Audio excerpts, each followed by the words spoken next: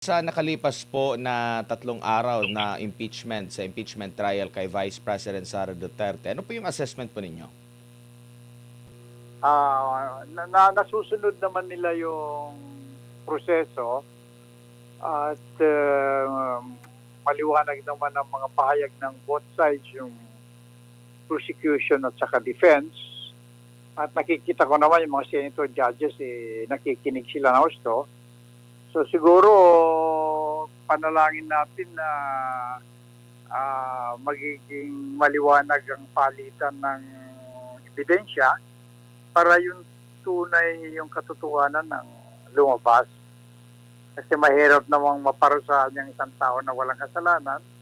Pero kung may kasalanan, siyempre kung ano yung nasa batas, yun naman ang dapat na masunod. So maganda nangyayari ngayon, Admar. So, naharap naman tayo sa tinatawag na due process. Opo. May mga kumo-question po doon sa pagkaka-appoint or pagkakahalal bilang presiding judge kay Senator Chis Escudero. Kasi kung babalikan po natin, doon sa pag-amyenda sa impeachment rules, sinasabing 12 lang ang bumoto noon para sa pagbabago, no? Sa tingin niyo po, ito po ay naayon sa ating konstitusyon? Well, kini-question ito sa Korte Suprema ngayon. Meron ding ni-raise si Senator Alan Peter Cayetano na dapat at least 1 day na notice sa mga senador pero hindi yun na nasunod. Ano masasabi niyo po dito, Attorney? Palagay ko, multi-academic na yung mga minor issues na yan. Although, alam mo, pagdating sa ositato, talagang nakikita mo yan sa mga ordinary courts. May mga motion, may mga delays. Para sa akin, hindi nakakatulong na siguro yung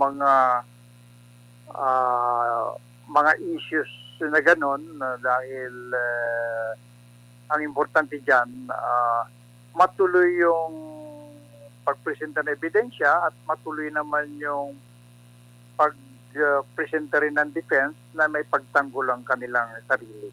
At saka yung participation na nila dun sa hearing na yan, naging multi-academic na nga yung mga questions na yon.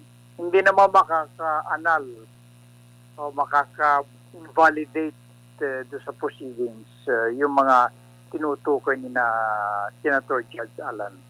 Opo, pero naging mas mainam po ba ng acting o yung presiding officer ngayon ay si Senator Chis compare kay Senator Win?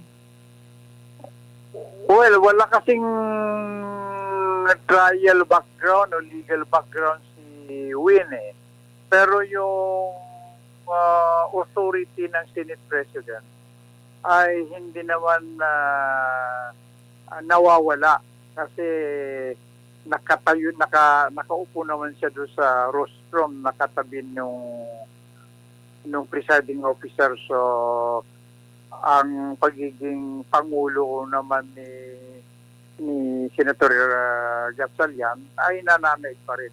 Nangyari na rin yan sa panahon ng impeachment ni Pangulong Estrada. Andun yung si Chief Justice. Pero yung si Senate President Pimentel ay nakaupo rin sa harap.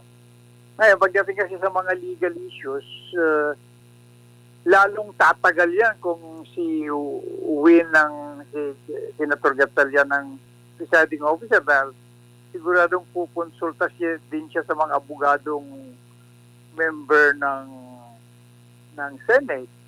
Sino ba mga abogado yan? Si Chis, si Alan, si Tia, o si Marcoleta na nakakulong naman ngayon, di ba? So, yung experience naman ni Senator Escudero at nag-practice din naman siya. At palagi ko pinag-aralan din niya yung papel niya bilang presiding officer. At so far naman nagagampanan naman niya na maayos. From the standpoint of the legal community. Opo. Mas malaking pila yan kung si Senator Wing Gatchalian ang magpipreside. At saka ibinigay niya, sinuko naman niya yung papel na yon kay Senator Chis Escudero. Opo. Pagpalagay natin, sir, kung magdedesisyon ng Korte Suprema pabor doon sa mga petitioner, tapos illegal talaga yung yung pagpili kay Senator Chis. Maaari ba na halimbawa si Senator Win yung maging presiding officer, yung kabuuan na pinuno ng impeachment court, pwede ba siya na magtalaga ng ano na lang, manager na lang kung tawagin? Hindi ba siya pwede yun? Pero ganoon pa rin yung parang purpose na every merong sa side sa impeachment manager or taga-ano pa rin. Parang magpe-preside pa rin, ganoon. Alam mo, kasamang Edmar, alam mo may kasabihan na i-rose by any other name is still rose eh. Di ba? Yung isang rosas, tawagin mong gumamela yun. Kung rosas talaga rosas pa rin. Ganyan din naman yun. Sabihin mong manager, sabihin mong supervisor, sabihin mong sa lingwahe natin sa spiritual community, servant senator, di ba? Yung pa rin yun presiding officer pa rin yun. Opo. Attorney, dito naman po sa usapin ng threshold, ito ba ay case closed na? Hindi na ba ito mababago kasi sa unang 3 araw? Binanggit na nga ito ni Senator Chis Escudero, nilinaw ni Senator Ping Lacson, at ito na nga yung stand ng impeachment court. Wala nang pwedeng debate ukol dito or mananatiling bukas pa rin ito habang buhay pa ang impeachment trial? Palagay ko magiging issue yan pag dating na sa dulo kasamang Edmar. I-open nila yan dahil sa may iba-ibang pananaw yan eh. Kasi nung gawin naman yung Constitution at sinabing it has to be 2/3 of the number of senators ang magiging threshold ng conviction, ano? Hindi naman na-imagine ng mga framers ng Constitution na magkakaroon pala ng isang fugitive from justice. Magkakaroon ng isang jinggoy na nakakulong. Magkakaroon naman ng isang markuleta na makulong pa. Suppose ang isang senador dyan na meron na siyang kinakampihan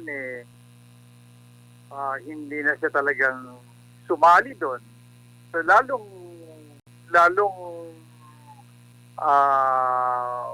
yung kwentada ng 2/3 masisira.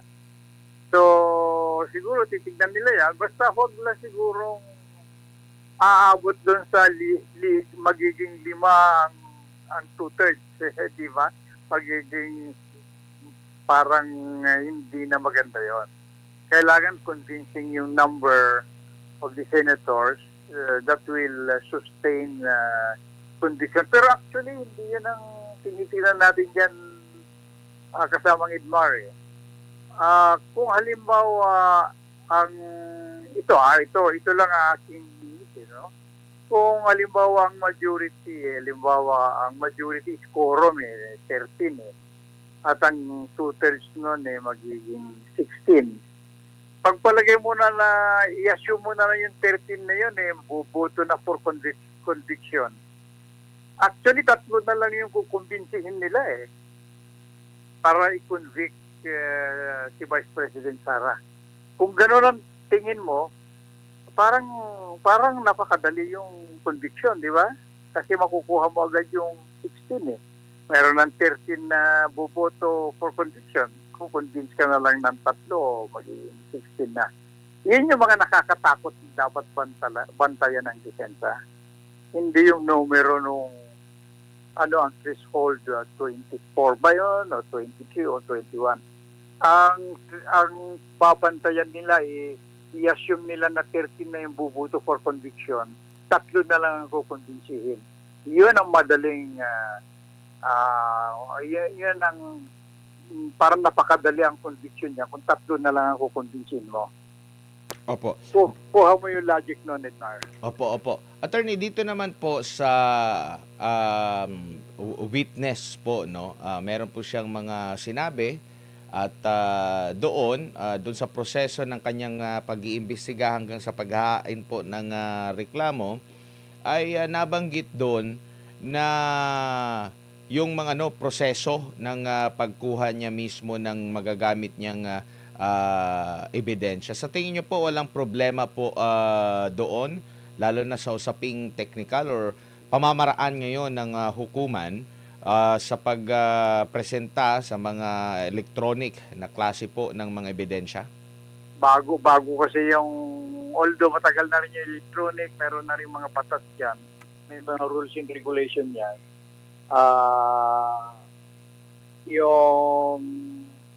Yung printed copy, halimbawa, acceptable na rin yan eh. Siguro ang maganda naman yung strategy ng defense na sinisira nila yung tinatawag na documentation yan. Kasi marami namang AI na yan na pwedeng palabasin ng AI yung gusto nilang ilabas, ano? Na ma-manipulate na rin yung mga image na yan. Siguro it's a matter of defense na yan, Edmar, pagdating ng opportunity ng defense to present their evidence, yun ang ilalabas nila. You cannot destroy the prosecution by cross-examination alone. Walang nananalo sa cross-examination lang eh. Drama lang sa TV yun, Manong Edmar eh.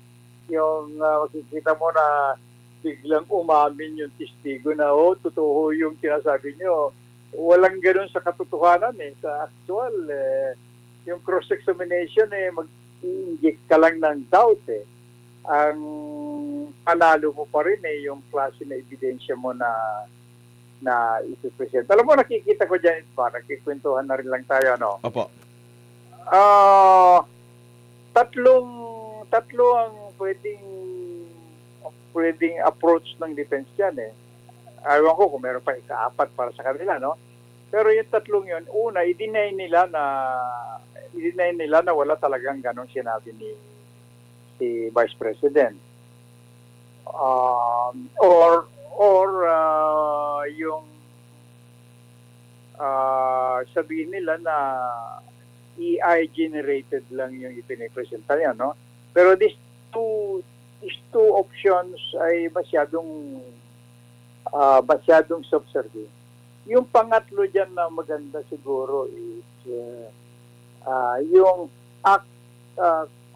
kaya sumagot siya ng ganon dahil na-provoke din siya, na tinatakot din siya na patayin. Kaya nagsalita rin siya ng papatayin din kita. Parang yung pag normal na, meron kasi sa libel na you have the right of self-defense na yung sasagot mo, parang pagmumura rin. Pero kailangan balansyado doon sa sinabi ng kabila. Parang yan ata yung punto din, attorney, kasi kung mapapakinggan natin yung closing remarks ng depensa, muling nabalik doon yung Oplan na Romanov, yung mga biglaang pagtanggal sa kanyang security, profiling kung saan siya nakatira, Davao and Manila, at napakarami pa na parang red flag sa kanya, at andun yung banta, which is nagkaroon nga ng conditional threat kung tawagin, attorney. Iyon nga, kaya sinabi ko kanina parang nagkikwentuhan tayo dahil alam mo yan eh. Alam kong nasubaybayan mo rin. Palagi ko yun ang magiging principal defense nila. Kaya nabanggit ko naman yung pangatlong na yan kasi yung binanggit mo yung sinisira nila yung documentation ng video, no? So that is one of the options, isa sa tatlong sinabi ko. Pero yung pangatlo na ikaw, maganda yung observation mo. Para ka na rin abogado, Edgar eh. Nakita ba yung takbo ng depensa ng defense? Di ba? Opo. Dito naman po sa ano sir, sa ebidensya na sinasabing gagamitin pero hindi naman po sa panahon na siya ay impeachable official. Pwede ba 'yon? Hindi pwede 'yon kasi ang isa sa mga issue diyan yung character eh. So, ano ba ang character mo bago ka naging vice president? Ano ang character mo nung naging vice president ka na? At ano magiging character mo pag naging presidente ka na? So, ni-establish nila yung pattern ng character. Kasi alam mo yung impeachment na yan, dalawa yung tinatarget ng prosecution eh. Yung senator judges at saka yung public na nakikinig. So, ipipresent nila yung who is Sara Duterte before she became president, vice president, di ba? Yung kilos niya as a mayor or vice mayor. Pero alam mo, double-bladed yan, Edmar eh. Kasi kung may papakita nila na strong leader siya doon sa character na yun at strong leader pa siya ng vice president, it will convince the people na what we need is strong leader. So, yung sinasabi mong yan, baka yan din ang magiging problema ng prosecution later dahil sa ang taong bayan marunong namang tumingin doon sa klase ng character eh. Dahil ang mga taong bayan natin on their day-to-day life, do look at people and they see character na obserbahan nila. Matatalino rin ang mga Pilipino, Edmond. Opo. Attorney, siguro bilang panghuli, paalala, mensahe, payo nyo po sa ating mga kababayan kasi mahaba-haba pa pong impeachment trial ito. Ano ba ang mga dapat nilang gawin? Lalo na, expect pa natin yung mga technical na usapin tungkol sa batas. Ano po ang inyong mensahe, sir? Palagay ko dapat manatili silang manood o makinig sa SMNI, no? At tayo naman, kayo naman, mga reporters at yung mga resource person nyo na halimbawa ako o paminsan-minsan, it's our responsibility na may bigay sa taong bayan yung dalawang point of view para maging objective. At ayan natin ng taong bayan to make their own appreciation at decisions.